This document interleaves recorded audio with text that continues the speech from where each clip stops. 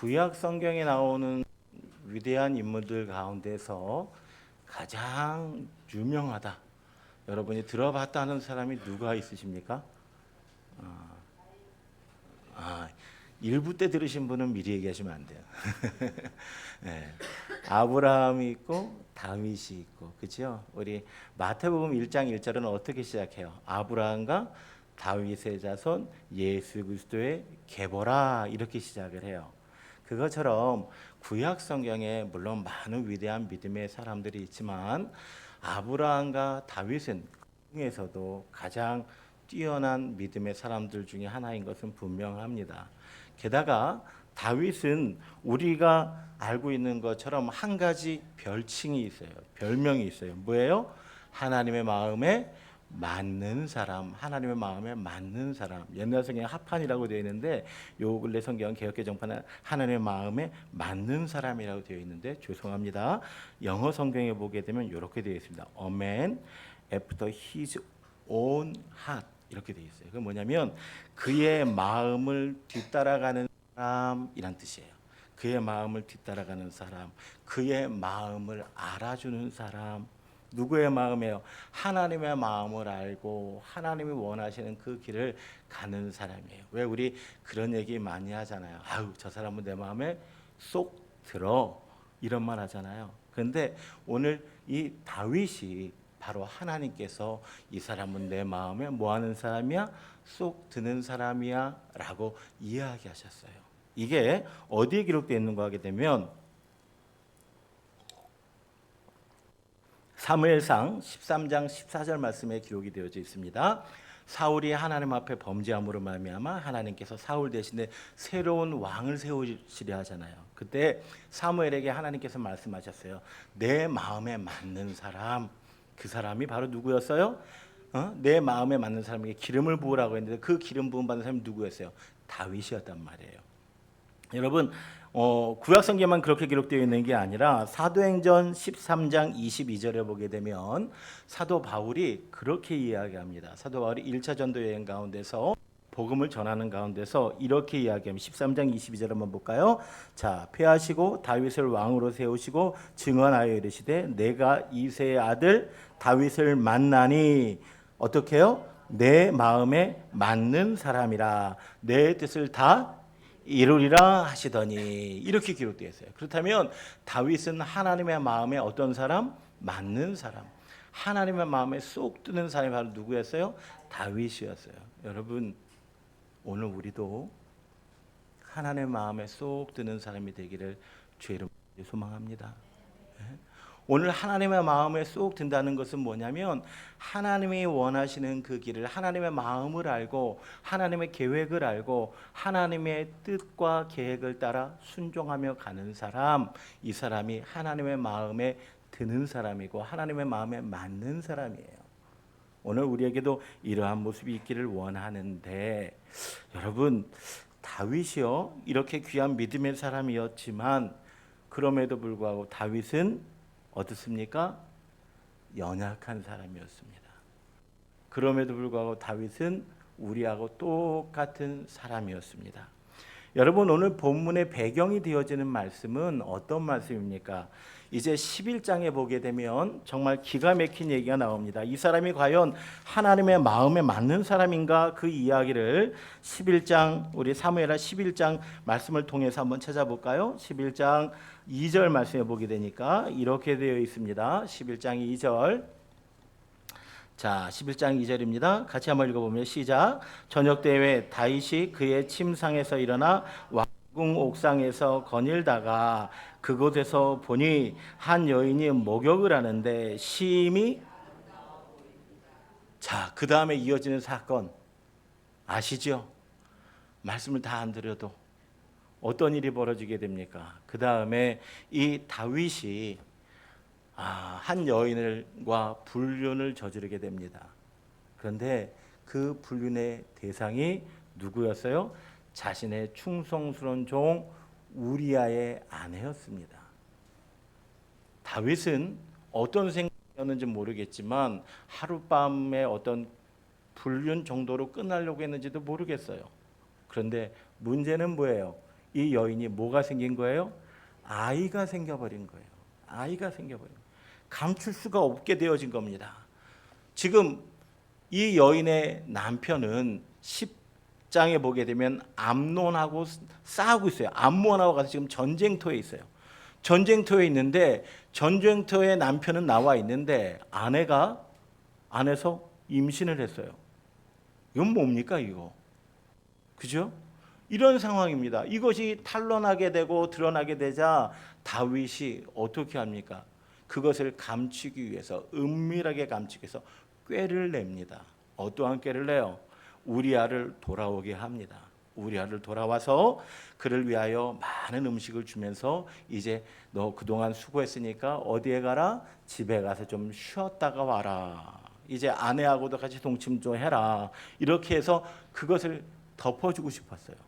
그런데 이 우리아는 어떤 사람입니까? 그 우리아가 어떤 사람이라고 이야기합니까? 자, 보세요. 10절 볼까요? 11장 10절. 어떤 사람이 다윗에게 이르되 우리아가 그의 집으로 내려가지 아니하였나이다. 다윗이 우리아에게 이르되 내가 길 갔다가 돌아온 것이 아니냐, 어찌하여 내 집으로 내려가지 아니하였느냐 하니 우리아가 다윗에게 말합니다. 뭐라고 이야기합니까? 언약궤와 이스라엘과 유다가 야영 중에 있고 내 주 요압과 내 왕의 부하들이 바깥들에서 뭐하고 있는데 진치고 있거늘 내가 어찌 집으로 가서 먹고 마시고 내 처와 같이 그러니까 내가 이 일을 행하지 아니하기로 왕의 살아계심과 그리고 왕의 혼의 살아계심을 두고 맹세하나이다 아니라. 이거 뭡니까 이거? 우리아는 너무 충성스러워요. 그죠? 돌아왔는데 지금 다윗이 감추기 위해서 우리아에게 집으로 돌아가서 아내와 더불어 잠을 자게 하고 그리고 그때 아이가 생겼다고 하고 그리고 모르는 척하고 넘어가려고 했는데 우리아가 돌아가지 않습니다. 그러니까 그 다음 날 또 다윗이 어떻게 합니까? 다윗이 우리아를 위해서 잔치를 벌여서 술 취하게 합니다. 술 취해가지고 집으로 돌아가게끔 해야 되겠다 했는데 그래도 안 돌아갑니다. 내가 안 가겠다는 거예요. 내 동료들이 내 부하들이 지금 전쟁터에 서 있고 내 하나님의 언약궤가 아직 저 야영 중에 있는데 내가 어떻게 가서 먹고 마시고 즐기겠느냐? 나는 그럴 수 없다라고 하는 게 누구의 이야기예요? 우리아의 모습이에요. 충성스러워요? 안 충성스러워요? 그러면 다윗이 어떻게 해야 돼요? 칭찬해주고 상을 줘도 시원찮은데 오늘 다윗이 어떻게 이야기합니까? 14절 볼까요? 14절을 보게 되니까 아침이 되매 다윗이 편지를 써서 우리아의 손에 들려 요압에게 보내니 그 편지에 써서 이러기를 너희가 우리아를 어디 앞에? 맹렬한 싸움 앞에 앞세우고 그 앞세워 두고 너희는 어떻게 하라고요? 뒤로 물러가고 그로 뭐하게 해라?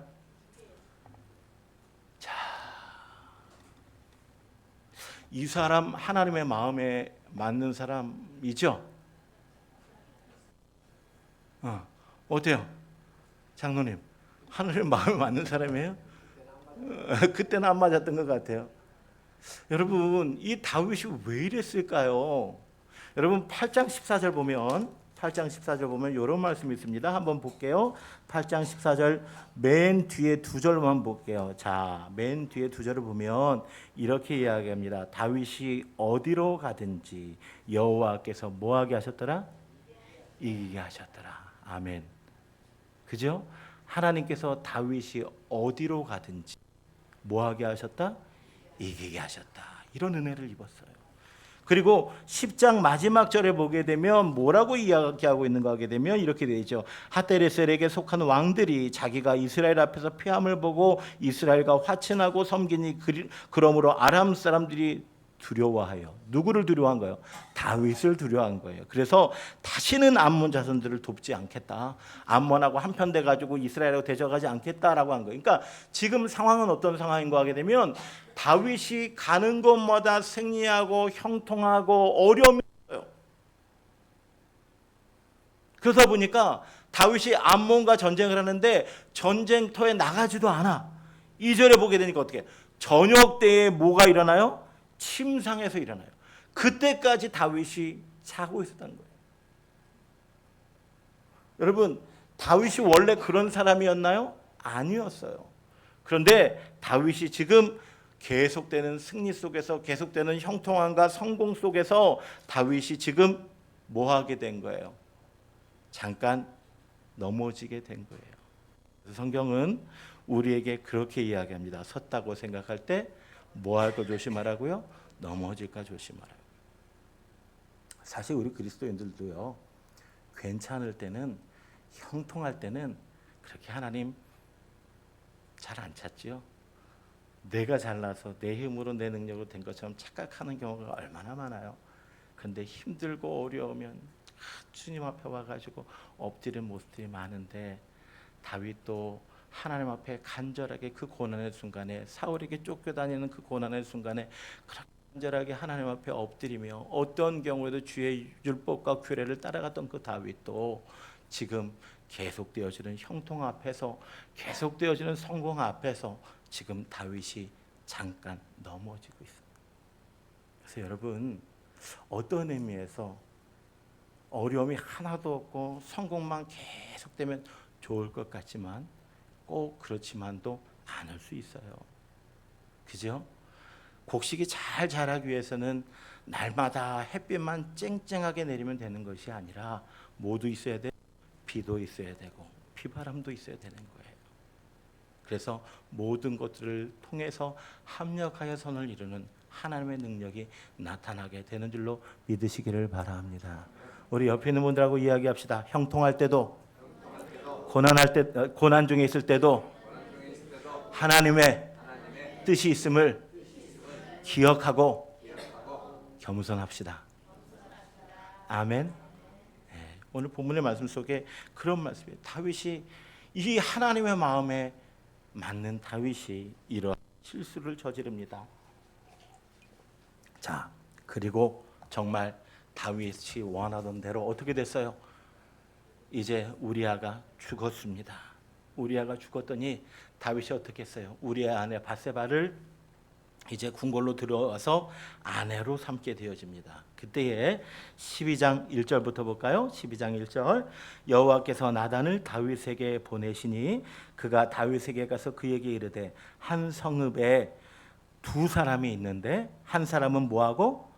부하고, 한 사람은 뭐하는 사람이에요? 가난한 사람이에요. 근데 그 부한 사람에게 무엇과 무엇이 심이 많아요? 양과 소가 심이 많아요. 그런데 가난한 사람은 아무것도 없고 자기가 사서 기르는 작은 암양 새끼 한 마리뿐이래요.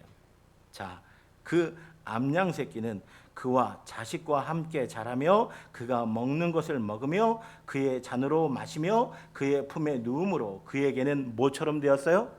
딸처럼 되었거늘 어떤 행인이 그 부자에게 왔어요. 손님 왔어요. 그랬더니 그 부자가 어떻게 해요?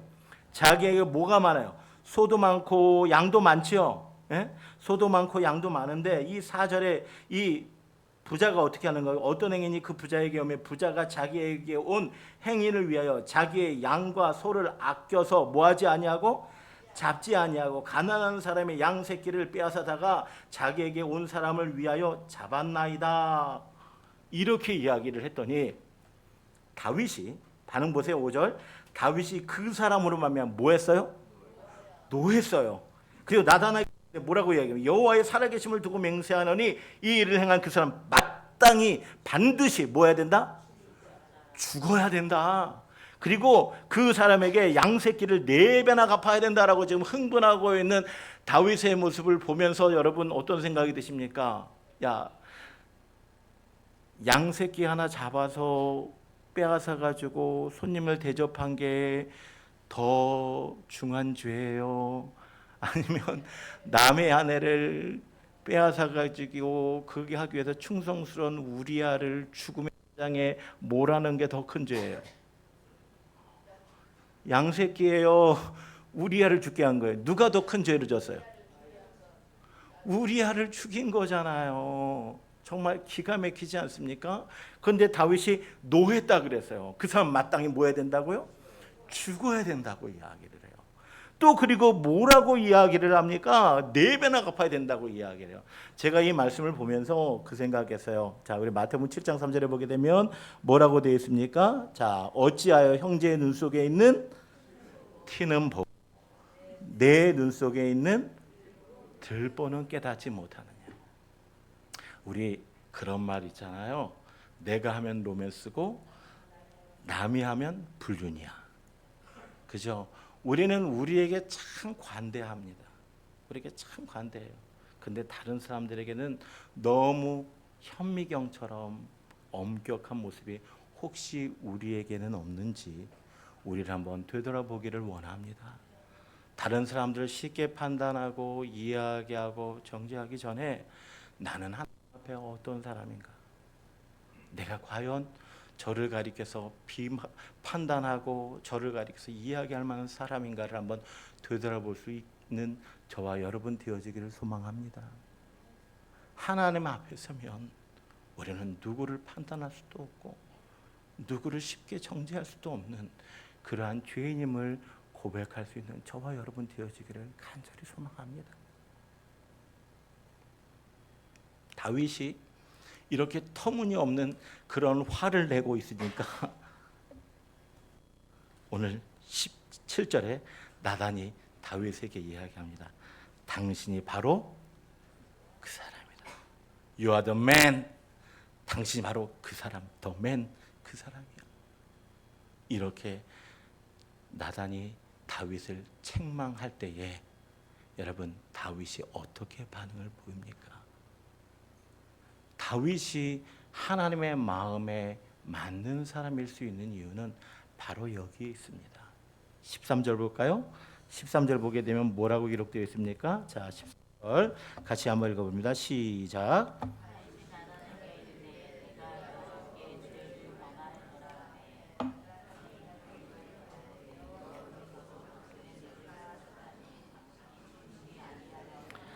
아멘. 자, 보세요. 다윗이 나단에게 이르되 내가 여호와께 뭐를 범하였노라? 죄를 범하였노라 라고 인정합니다. 여러분, 그랬더니 나단이 다윗에게 말합니다. 뭐라고 이야기합니까? 여호와께서도 당신의 죄를 사하셨다. 이렇게 단순하게 한 줄만 읽고 보니까 야, 이거 너무 쉬운데 라고 생각할지 몰라요. 그런데 여러분, 이 모습이 시편 51편에 좀 더 상세하게 기록이 되어져 있습니다. 시편 51편 한번 찾아보실까요? 시편 51편을 찾아보시면 51편 시작하기 전에 그 위에 쓰여져 있죠. 다윗의 인도자를 따라 부르는 노래. 다윗이 바세바와 뭐한 후 동침한 후 선지자 나단이 그에게 왔을 때 지은 시예요. 그 시 가운데 보세요. 하나님이여 주의 인자를 따라 내게 은혜를 베푸시며 주의 많은 긍휼을 따라 내 죄악을 지워 주십시오. 나의 죄악을 맑게 씻으시며 나의 죄를 깨끗이 제하여 주옵소서. 물은 나는 내 죄가를 아오니 내 죄가 항상 누구 앞에 있습니다?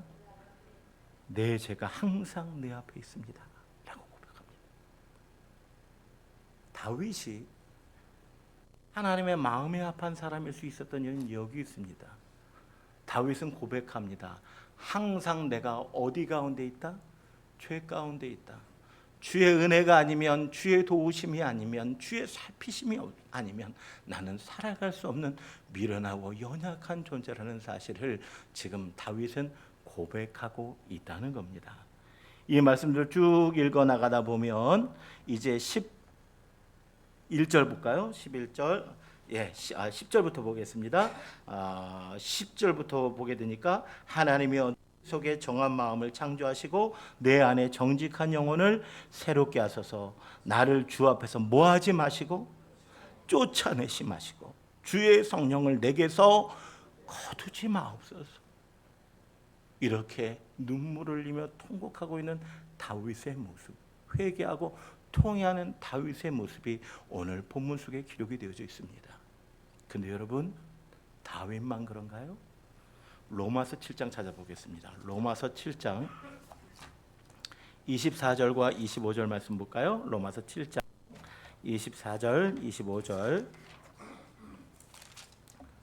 자, 우리 한번 24절과 25절 같이 한번 읽어보겠습니다. 시작. 오라 나는 공고한 사람이로다. 이 사망의 몸에서 누가 나를 건져내랴.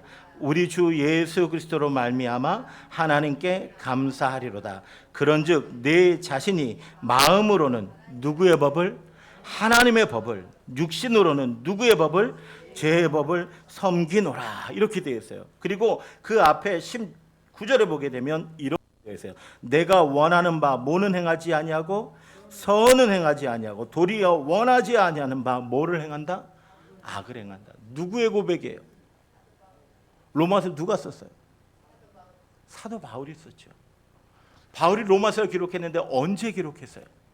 많은 학자들에 의하면 보편적으로 보는 많은 학자들의 이야기는 제3차 선교여행에서 에베소 교회의 귀한 부흥을 맛보면서 하나님께서 이제 사도 바울에게 꿈을 주셨어요. 어디까지도 가야 되겠다? 로마까지도 가서 로마에 가서 복음을 전해야 되겠다라고 하는 비전과 꿈을 주셨어요. 그래서 그 비전과 꿈을 가지고 어디에 보낸 편지예요? 로마로 보낸 편지가 3차 전도 여행 중에서 로마로 보낸 편지가 바로 로마서예요. 자, 그러면 여러분 우리가 바울의 1차, 2차, 3차 전도 여행서에서 바울이 어떤 사람이었어요? 바울은요, 돌에 맞아도, 바울은요, 죽을 지경이 되어도, 바울은 풍당을 맞아도, 온갖 모함을 당해도, 온갖 고난을 당하고 우겨쌈을 당하고 그의 동족들에게 아픔을 당해도 바울은 일어나서 복음을 전하던 믿음의 사람, 선교의 사람이 바로 누구예요? 바울이었잖아요. 우리가 잘 알고 있는 것처럼 사도행전 28장 30절 마지막에 거침없이 담대하게 주의 복음을 위해서 나아갔던 사람, 그 사람이 바로 누구예요? 바울이에요. 그런데 그 바울이 고백하는 거예요. 오라 나는 뭐한 사람이로다? 공고한 사람이로다. 이 사망의 몸에서 누가 나를 건져낼 수 있겠느냐? 그 옛날 성경에는 사망의 늪이라고 했어요. 이 늪과 같은 세상 속에서 내가 이 죄의 늪 가운데서, 날마다 넘어짐의 늪 가운데서, 날마다 인간의 완악함의 늪 가운데서 누가 나를 건져낼 수 있겠느냐? 하나님의 은혜가 아니면, 하나님의 도우심이 아니면 내가 할 수 없다. 내가 마음으로는 하나님의 법을 따르기를 원하지만 내가 막상 살아가면서 죄의 법을, 인간의 모습을 드러나는 연약한 존재가 나다라고 고백하는 게 바로 사도 바울이에요. 여러분, 사도 바울도 그렇고 다윗도 그렇고 하나님께서 너무나 귀하게 사용하셨던 하나님의 사람들입니다. 그런데 감히 부족한 저 같은 사람이 쳐다볼 수도 없고 담기도 힘든 그러한 귀한 믿음의 사도들인데 그들이 이야기합니다. 나는 항상 죄 앞에 있다. 나는 날마다 공고하다. 내가 죄를 짓지 않으려고 하고 내가 하나님 말씀대로 살아가려고 하지만 그러나 날마다 내 안에 있는 죄성이, 내 안에 있는 죄의 본성이 나를 넘어지게 하고 쓰러지게 하고 하나님의 뜻을 어기게 하고 그것이 바로 나다 라고 고백합니다. 여러분, 이것이 바로 하나님께서 다윗과 사도 바울을 사용하신 이유인 줄로 믿습니다. 우리의 자금을 압니다. 나의 부족함을 압니다. 순간순간 하나님의 은혜가 아니면 살아갈 수 없음을 고백할 수 있는 저와 여러분들 되어지기를 소망합니다. 내가 섰다고 착각하지 마십시오. 내가 경건하다고 여러분 그렇게 착각하지 마십시오. 내가 하나님 앞에 이 정도면 괜찮다고 여러분 착각하지 마십시오. 여러분들에게 이 말씀을 전하고 있는 저도 얼마나 완악한 자인지 모릅니다. 얼마나 부족하고 연약한 자인지 모릅니다. 그러나 하나님의 은혜로 이곳에 세우신 줄로 믿습니다. 오늘 우리의 행위로, 오늘 우리의 어떠한 그런 모습으로 하나님의 의를 충족시킬 수 있습니까? 없습니다. 오늘 우리가 하나님의 몸된 교회를 우리의 힘으로 우리의 능으로 세워갈 수 있습니까? 없습니다. 주의 영이 오늘 우리 안에 임하셔서 우리에게 은혜를 주셔야만 우리를 품어주시고 건져주셔야만 오늘 우리가 하나님 앞에 쓰임받을 수 있는 하나님의 사람임을 기억할 수 있는 저와 여러분 되어지기를 소망합니다. 이제 시편 51편을 다시 한번 돌아가 보려고 합니다. 시편 51편에 보게 되면 죄송합니다. 영어 성경으로 이렇게 되어 있습니다. Have mercy on me. on이라는 말이 있어요. on이란 내 위에. 하나님 내 위에 주의 자비를, 은혜를, 긍휼을 부어 주십시오. 이렇게 이야기합니다. 그러면서 뭐라고 이야기하냐면 according to your unfailing love. unfail이라고 하는 게 뭐냐면 절대로 실수함이 없고 실패함이 없고 끊임이 없는 그 사랑으로.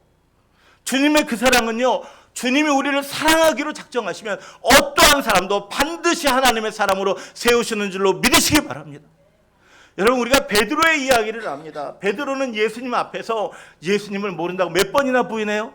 3번이나 부인해요. 그럼에도 불구하고 예수님이 그를 찾아오시고 그를 하나님의 자녀로 삼으시고 하나님의 귀하고 위대한 믿음의 사도로 세우신 것을 우리는 말씀을 알고 있습니다.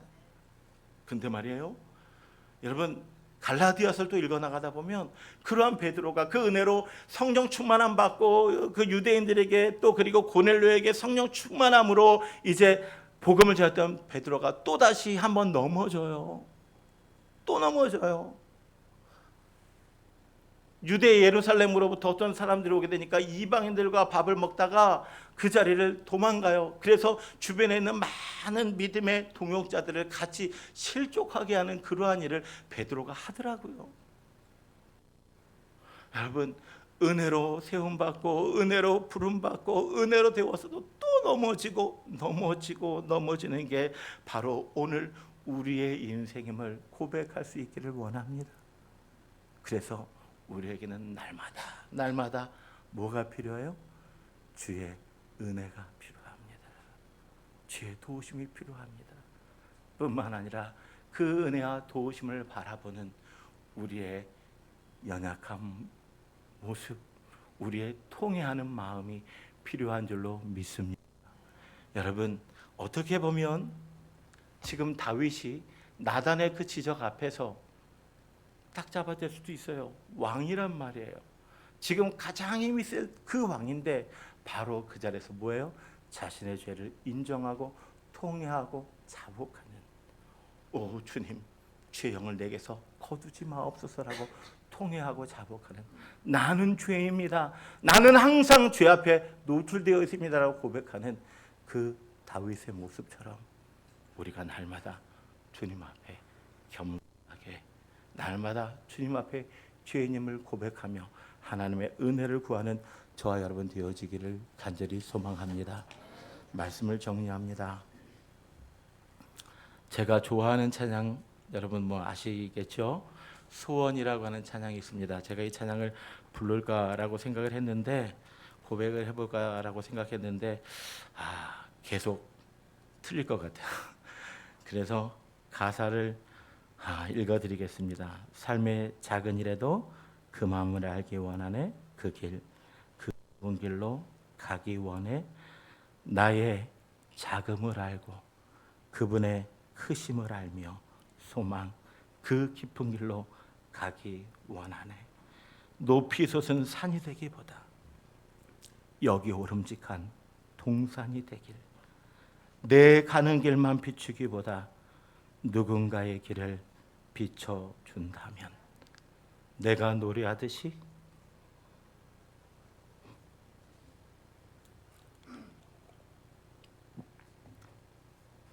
또 내가 얘기하듯이 살길, 난 그렇게 죽기 원하네.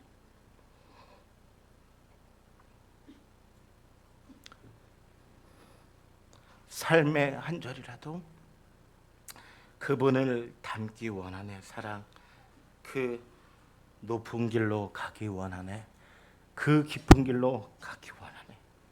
그 좁은 길로 가기 원하네. 여러분, 오늘 우리의 작음을 알고 그분의 크심을 알며 내 가는 길만 비추기보다 누군가의 길을 비춰줄 수 있는, 내가 얘기하듯이, 내가 노래하듯이 그렇게 살길, 내 삶의 한 절이라도, 내 삶의 한순간이라도 그분을 닮기를 소망할 수 있는 저와 여러분 되기를 주의 이름으로 간절히 축복합니다. 기도하겠습니다.